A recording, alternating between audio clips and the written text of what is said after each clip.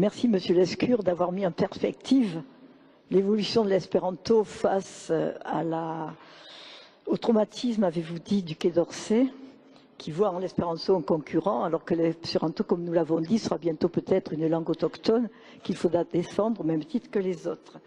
Donc nous avons vu une partie de l'histoire, et aujourd'hui, qu'en est-il?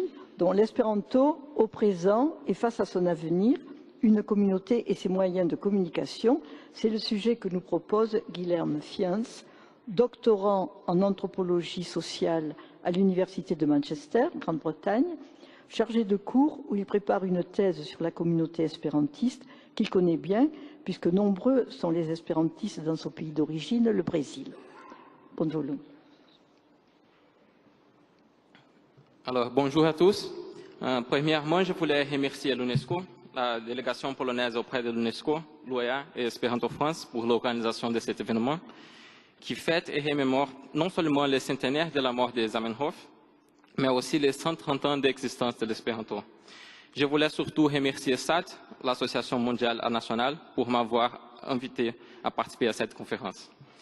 D'une part, beaucoup de personnes, ceux qui ne connaissent pas l'espéranto, bien sûr, disent que l'espéranto est un projet raté, que c'est une langue qui n'a pas fonctionné et que personne ne le parle de nos jours. D'autre part, l'ONU et l'UNESCO soutiennent l'espéranto et permettent même d'organiser des cérémonies comme celle-ci. Mais si l'on fête les 130 ans de cette langue et si l'on compte avec le soutien de ces organismes internationaux, cela veut dire que l'espéranto a toujours quelque chose à dire et que les espérantistes ont toujours quelque chose à dire en espéranto. C'est de cela que je vais parler aujourd'hui. Quelle est de nos jours la contribution de l'espéranto pour le monde, comment les espérantophones utilisent cette langue et pourquoi soutenir l'espéranto est encore une initiative valable. Pour aborder ce sujet, je vous invite à penser au voyage de Marco Polo à nos jours. L'être humain a souvent considéré le voyage comme une façon d'explorer le monde, d'élargir ses horizons et de connaître de nouvelles cultures et de nouveaux peuples, tant dans le cas des explorateurs du passé que dans celui des voyageurs et touristes d'aujourd'hui. Dans ces situations, pourtant, l'absence d'une langue commune a souvent constitué une barrière pour la communication. Même sans parler les langues locales, les voyageurs peuvent toujours voyager et visiter de nouveaux endroits. Comme on l'a tous déjà fait, on peut essayer de se débrouiller en mélangeant un peu de l'anglais avec un peu de notre langue maternelle et aussi avec une dizaine de mots dans les langues locales et combiner tout cela avec des gestes. Mais cela marche seulement si l'on veut demander son chemin ou commander quelque chose à manger dans un restaurant. Si l'on souhaite une communication plus approfondie, on ne peut pas le faire avec une dizaine de mots et gestes. Bien sûr, ceux qui parlent plusieurs langues peuvent avoir des expériences plus enrichissantes à l'étranger. Mais que dire de ceux qui ne sont pas polyglottes, c'est-à-dire la majorité des habitants de la planète? Plusieurs conflits entre les explorateurs et les peuples locaux ont été intensifiés et même causés par des problèmes d'incompréhension au passé. Et cela arrive également de nos jours dans le cas des malentendus entre les locaux et des voyageurs étrangers. Je n'affirme pas ici que l'espéranto est la solution pour tous les problèmes du monde. On peut sûrement voir que tout le monde ne parle pas l'espéranto. De même, tout le monde ne parle pas l'anglais ou le français. Et même si les langues les plus diffusées peuvent faciliter les contacts pendant les voyages, elles ne seront jamais peut-être des solutions définitives. Peut-être faut-il surtout accepter que l'incompréhension est, à un certain degré, une partie constitutive des expériences de voyage et de déplacement vers l'étranger. Mais malgré tout, les explorateurs du passé, ainsi que les voyageurs et les touristes dont nous parlons maintenant, peuvent toujours voyager, n'est-ce pas? Même s'ils peuvent avoir une expérience plus limitée à cause des barrières linguistiques, ils peuvent au moins avoir cette expérience, ou une certaine expérience. Et alors ceux qui ne peuvent pas voyager pour le plaisir? On parle souvent des merveilles de la mondialisation, mais il faut toujours prendre en compte ceux qui sont exclus de ce flux de communication et qui n'ont même pas la chance de communiquer avec l'étranger. Ils sont même la majorité des gens du monde et on ne peut effectivement pas fêter la diversité du monde s'il y a beaucoup d'entre nous qui sont exclus de ça. On peut célébrer l'internationalité et le multiculturalisme en voyageant autour du monde ou en soulignant les diverses origines des participants d'une rencontre, par exemple. Mais il faut tout aussi garder à l'esprit un autre défi, considérant le fait que beaucoup de personnes ne peuvent pas profiter d'une ambiance internationale pour diverses raisons. S'ils n'ont pas d'argent pour voyager, si leur passeport les empêche de sortir du pays, ou si leurs conditions de travail ne les permettent pas d'avoir du temps libre et des vacances. Quand on parle d'exclusion comme celle-ci, on peut penser automatiquement aux régions les plus éloignées d'Afrique ou d'Asie orientale. Pourtant, il y a des exclus partout, même en France et même à Paris, qui ne peuvent pas accéder au flux de la mondialisation d'une façon égalitaire. Même si l'ONU, l'UNESCO et l'Espéranto peuvent travailler et faire des efforts pour inclure les groupes minoritaires, ils ne peuvent pas trouver de solution pour les problèmes du monde toutes seules. Dans ce sens, parmi ces personnes qui revendiquent leur droit de s'exprimer au niveau international, qui cherchent une manière de communiquer et de s'inclure dans le monde autrement, l'espéranto se présente comme une alternative. Étant donné qu'il s'agit d'une langue internationale et planifiée, plus régulière et plus facile à apprendre, les personnes du monde entier sont les bienvenues pour faire partie de la communauté espérantiste et pour participer à ces rencontres. Cela les permet souvent d'apprendre de nouvelles choses et d'avoir des contacts avec des personnes de milieux et d'origines différentes. En tant qu'anthropologue qui fait une recherche sur la communauté espérantiste, j'ai participé à plusieurs rencontres d'espéranto et j'ai aussi interviewé de nombreux espérantistes. Pour vous montrer la valeur de l'espéranto dans le cadre de la communication internationale et de l'inclusion sociale, comme je l'ai argumenté auparavant, je vais vous donner deux exemples qui montrent l'importance de l'espéranto au niveau individuel. J'utilise des pseudonymes ici pour ne pas identifier les personnes dont je parle. Bernard a 76 ans et habite dans une grande ville en France. Il est un cheminot retraité et pendant toute sa vie a travaillé comme chef de train à la SNCF. Grâce à son travail, il a voyagé dans toute l'Europe occidentale et, de ce fait, a visité plusieurs pays.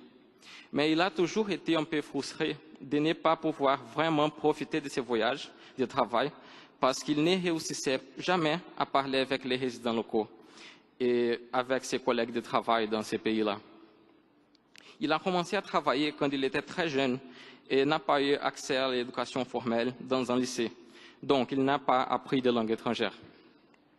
Quand il avait environ 24 ans, il a décidé d'étudier l'anglais pour voyager en Angleterre. Après avoir étudié l'anglais pendant un an et avoir eu l'impression qu'il pourrait communiquer quelques idées simples dans cette langue, il est parti en voyage avec sa famille.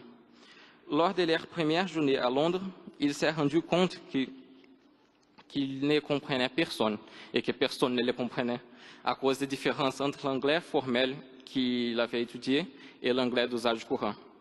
4 jours plus tard, il est rentré en France, content d'avoir voyagé, mais en même temps frustré que son effort de parler une autre langue ait échoué.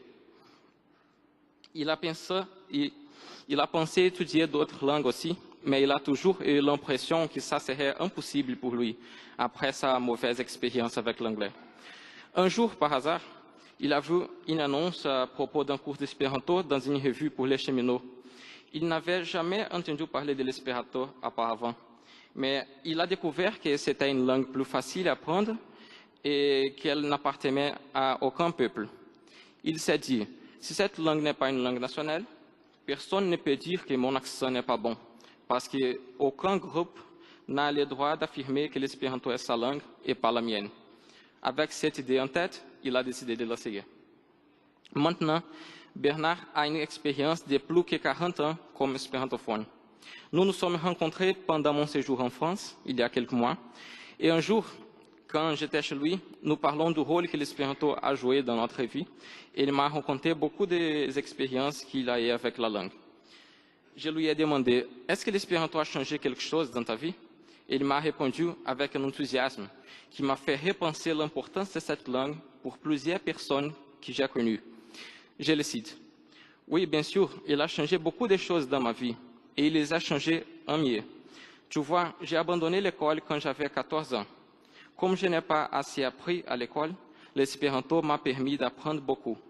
J'ai rencontré plusieurs étrangers, Je me suis fait des amis, j'ai visité d'autres pays, j'ai participé à des congrès grâce à l'espéranto.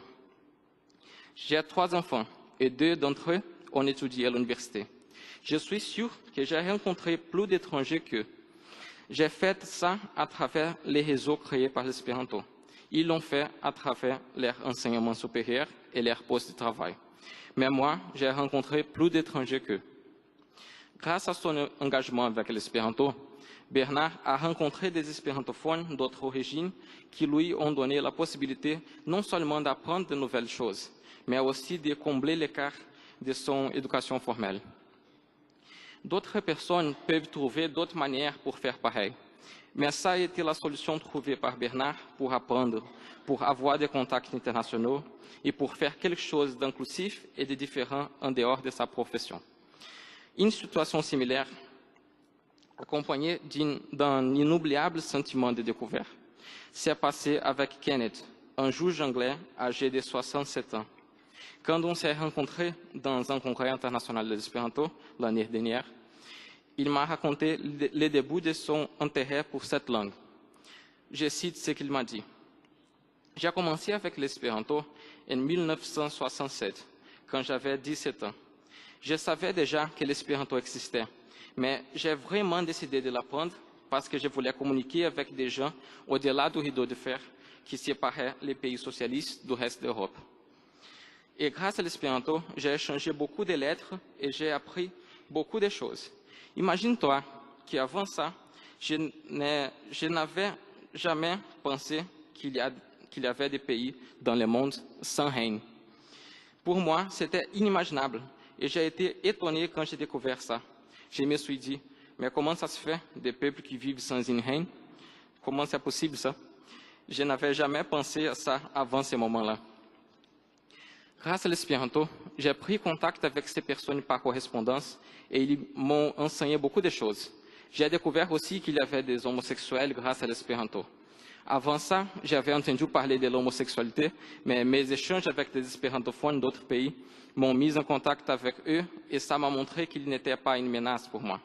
Au début, à cause de la discrimination contre eux dans ma ville, je pensais qu'ils pouvaient être dangereux, mais évidemment, ils ne le sont pas. Et j'ai appris à les respecter grâce à mes contacts par correspondance à travers l'espéranto.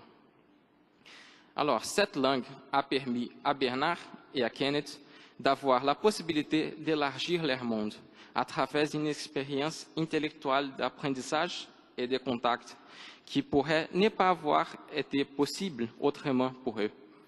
En utilisant l'espéranto comme médiateur, ils ont trouvé des informations sur le monde et ont appris beaucoup au sujet d'autres cultures, des peuples et des coutumes. D'une certaine façon, leur participation au réseau espérantiste les a inclus dans une communauté internationale dont ils étaient marginalisés auparavant. Ainsi, cette langue rend possible pour ceux qui la parlent de s'inclure d'une façon alternative dans les processus qui composent la mondialisation. Sans la médiation de l'espéranto, Bernard aurait peut-être toujours l'impression qu'il est un échec par rapport à l'apprentissage de langue et ne pourrait toujours pas communiquer avec des étrangers et apprendre de leurs différences. D'après lui, ses enfants ont appris beaucoup grâce à l'université, mais Bernard n'a pas pu continuer ses études formelles et l'espéranto a rendu possible son acquisition de connaissances et sa participation à des rencontres avec des personnes d'autres pays, d'autres cultures et d'autres couches sociales. De cette manière, il s'est rendu compte que la différence et de la diversité du monde en pratique à travers ses échanges avec des espérantistes étrangers. On peut en dire de même avec Kenneth. L'espéranto lui a permis de rentrer en contact par correspondance avec quelqu'un qui habitait de l'autre côté de son monde. Ce n'était pas vraiment l'autre côté du monde, mais pour un jeune Anglais qui n'était jamais sorti de son île, l'Europe orientale était déjà assez loin. Et il y a aussi un détail important ici.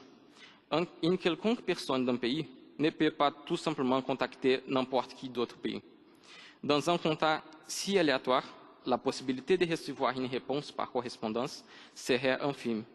Par contre, lorsque quelqu'un décide de s'engager avec l'espéranto, c'est presque naturel, ou automatique peut-être, d'avoir envie d'utiliser la langue pour établir des contacts avec ceux qui parlent d'autres langues, qui viennent d'autres origines. Donc, l'engagement avec l'espéranto se configure souvent comme une invitation pour un engagement avec la différence.